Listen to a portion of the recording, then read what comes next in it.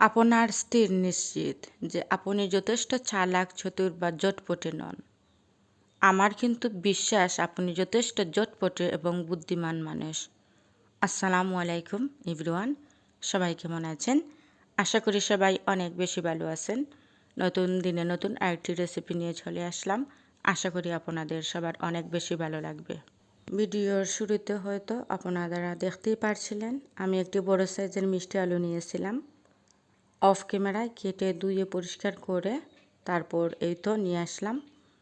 আমি খাচ্ছিলাম, বেশ ভালোই লাগছিল, কাঁচা কাঁচা মিষ্টি আলু। আর এই তো আমি শুটকি নিয়েছিলাম, মানে হাতের শুটকি, ওইগুলো হাতের দেওয়া শুটকি আমার বাইজি দিয়েছে পাঠিয়ে আমার বাসায়, যাই হোক। আর এই হচ্ছে শুটকি, 2 পিস নিয়েছি বড় সাইজের, আর ধুতে গিয়ে ভেঙে গিয়েছিল। আর নিয়েছিলাম রসুন কয়েক টুকরো, আর পেঁয়াজের সংখ্যা একটু কম লাগবে। আমি যেহেতু কোনো তেল ইউজ করব না, সেজন্য আমি একটু কম পেঁয়াজ নিয়েছিলাম। আমি এরকম রোদ কীভাবে উঠছে আর তেল চর্বি খেতে খেতে বমি চলে আসছিল, সেজন্য চিন্তা করলাম যে তেল না দিয়ে আজকের রেসিপিটি আপনাদের সাথে শেয়ার করব। আমি প্রায় যখন আমার মুখের রুচি চলে যায় তখন আমি এরকম শুটকি খাই। আপনারা হয়তো আনইজি হতে পারেন, যারা খেয়েছেন চাইলে কমেন্ট করতে পারেন। আমি তো প্রায়ই খাই, বেশ ভালোই লাগে আমার। এই যে আমি শিলপাটা দিয়ে পিষছি, এই কথাটা কেউ মেনে নিতেই পারে না। অনেকেই বলে তুমি পিষেছো, আমাকে দেখলে ওদের হয়তো মনে হয় না যে আমি রান্নাবাতি করি। অনেকেরই মনে হয় না, আমি জানি। আমাকে যারা দেখে মনে করে বসে বসে শুধু খাই, আমি কোনো কাজ করি না। আসলে আমি লুক দেখিয়ে দেখিয়ে কাজ করতে একদম ভালো লাগে না, আমি জটপট করে নেই কাজগুলো। এই তো আমি 2 টুকরো শুটকি নিয়েছিলাম, আর কিছুটা পরিমাণ হয়তো আপনাদেরকে দেখিয়েছিলাম। পেঁয়াজ নিয়েছিলাম আর রসুন নিয়েছিলাম, আর এই তিনটি উপকরণে একসাথে আমি বেটে নিচ্ছিলাম। আপনারা চাইলে এখানে কাঁচামরিচও বেটে নিতে পারেন। আর বুঝতেই তো পারছেন এতটা পরিমাণ রোদ উঠেছে, যা ঝাল খেলে কিন্তু শরীরের পক্ষে অনেক ক্ষতিকর।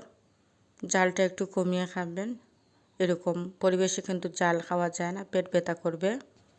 ভিডিওর শুরুতে হয়তো আমি বলেছিলাম কীভাবে চালাক চতুর হওয়া যায় এবং মানুষের সাথে সহজেই মেশা যায়। আমি আপনাদেরকে একটি কথা বলবো সবসময়, কেউ কথা বললে প্রথমে মনোযোগ দিয়ে শুনতে হবে, তারপর কথাগুলোর গুরুত্ব এবং শেষের বক্তব্য পয়েন্ট করে আপনার বক্তব্য শুরু করবেন। যে পরিস্থিতিতে যেমন চলা উচিত তেমনটাই চলা উচিত, তবে অতিরিক্ত আধুনিক হবার চেষ্টা করবেন না।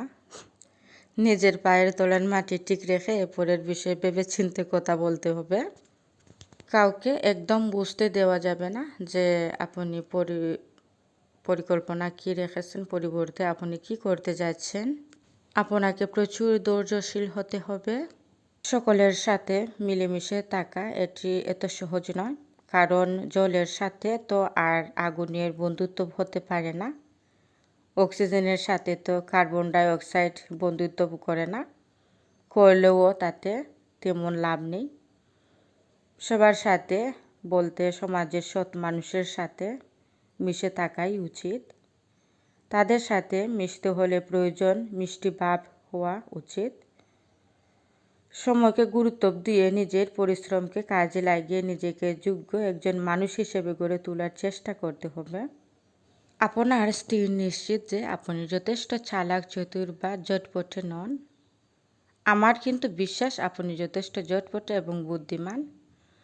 কান খোলা রেখো, উপস্থিতি বুদ্ধি কাজে লাগিয়ে কাজ করলে তাকে চালাক চতুর মানুষ বলা যেতেই পারে। আপনি যদি হঠাৎ করে স্বাভাবিক চেয়ে বেশি চালাক চতুর বা জটপটে হতে চান, তাহলে আপনি আপনার প্রতিবেশী কাউকে হয়ে বেশ কিছু টাকা ধার দিন বা তার কাছ থেকে ধার নিন। কাউকে ধার দিলে বা কারো কাছ থেকে ধার নিলে সে অভিনব অভিজ্ঞতার হয়, তারপরে তার কেউ চালাক চতুর বা জটপটে না হয়ে পারবেন না। যত বেশি দৌড়া খাবেন তত বেশি চালাক হবেন, যত বেশি বিপদে পড়বেন তত বেশি চালাক হবেন, যত বেশি মানুষের সাথে মিশবেন তত বেশি চালাক হবেন। কখন কিউট হতে হবে আর কখন বেয়াদবি করতে হবে সেটা যখন বুঝে যাবেন তখনই চালাক হয়ে যাবেন আপনি। এই তো কথা বলতে বলতে হয়তো আপনারা দেখতেই পারছেন আমি 1 চামচ পরিমাণ মরিচ দিয়ে দিচ্ছিলাম, আর হচ্ছে গিয়ে আধা চা চামচ পরিমাণ দিয়ে দিয়েছিলাম হলুদের পরিমাণটা একটু কম দেবেন যেহেতু আমি কোনো তেল দেব না। আর দিয়ে আর শুটকি যেগুলো বেটে নিয়েছিলাম ওইগুলো ওই মানে যে পাতিলে রান্না করছিলাম ওই পাতিলে ঢেলে দিয়েছিলাম, আর সব কিছু দিয়ে একসাথে পানি দিয়ে দিয়েছিলাম। পানি দিয়ে ভালোভাবে নেড়ে আর বসিয়ে দেব।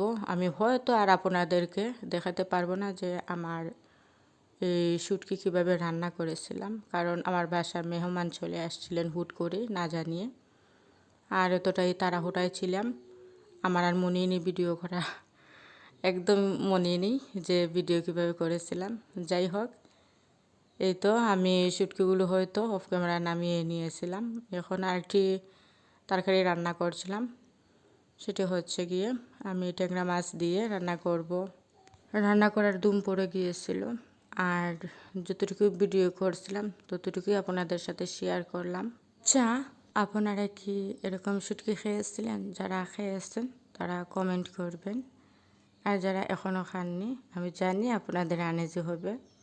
অনেকেই বাংলাদেশের মানুষে মানে এরকম মানে তেল ছাড়া খেতে পারে না। আমার নিজের হাজব্যান্ডই কিন্তু তেল ছাড়া মানে খেতে পারে না, সব কিছুতেই তেল দিতে হয় আমার। আমি নিজের জন্য একটু আলগা করে রাখি যখন খেতে ইচ্ছে হয় তেল ছাড়া, তো রান্না করে রাখি খাই আমি মাঝে মধ্যে। সবাই তো আর খেতে পারে না, সবার তো চাহিদা আর একরকম না। এই তো আমি রান্না করে মানে অফ ক্যামেরায় হয়তো ওইগুলো রান্না করেছিলাম।